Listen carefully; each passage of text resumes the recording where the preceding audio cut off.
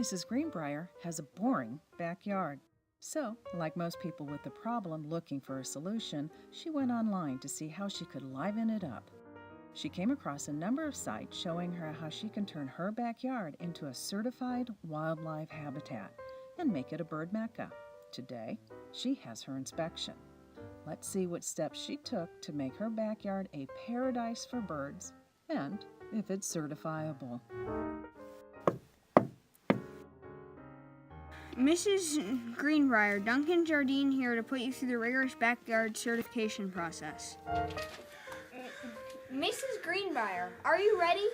I am indeed. I followed all of your steps and my garden is certifiable just like me. Mrs. Greenbrier, have you provided food, water, cover, and garden in an environmentally friendly way? Oh, yes, I do. Great, let's go. My flowers attract hummingbirds, and since I garden in an environmentally protected way, they're safe to nibble all the little grubs and insects they want off my garden. To supplement what they eat, I've hung different bird feeders full of different seed that I bought at the store. High for a cat to get to the feeder, and with enough of an area around them that they can't pounce on the little birdies while they eat. Very impressive, Mrs. Greenbrier. Very impressive. Thank you.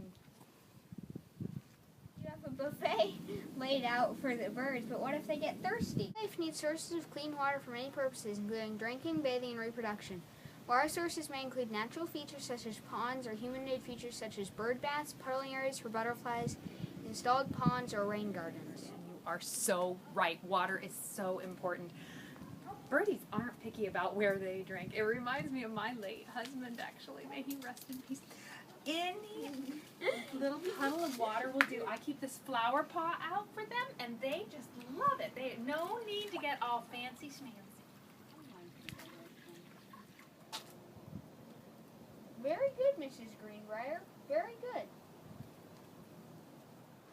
Very good, very good. But where do our feathered friends feather their nests? Great bird condo, Mrs. Greenbrier. Wildlife need places to hide, be safe from bad weather, predators, and human intervention. Shrubs, thickets, and brush piles provide great hiding places within their bushy leaves and thorns. Wildlife need places to reproduce, bear and raise their young, and see their young survive to adulthood, all safe from predators, bad weather, and human intervention. Oh yes, my birdies have lots of places to hang out and raise their families. Well, Mrs. G, so far you're batting 1,000.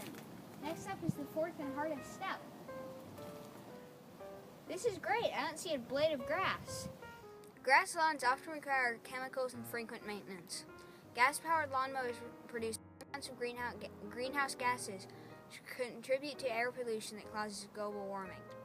Since lawns are often made of only a few types of plants that most animals do not consume, they do not provide a lot of value for wildlife. Gazanias are a great drought-tolerant ground cover, requiring no additional chemical fertilizers, and the birdies always seem to find a lovely morsels. I have kicked the pesticide habit. Good job, Madame. You're an environmentally friendly gardener.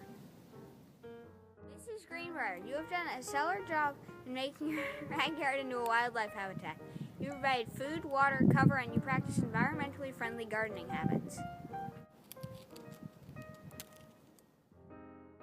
I hereby award you this plaque. Congratulations. Now you can sit back and enjoy watching our feathered friends frolic in your fiefdom. I certainly will.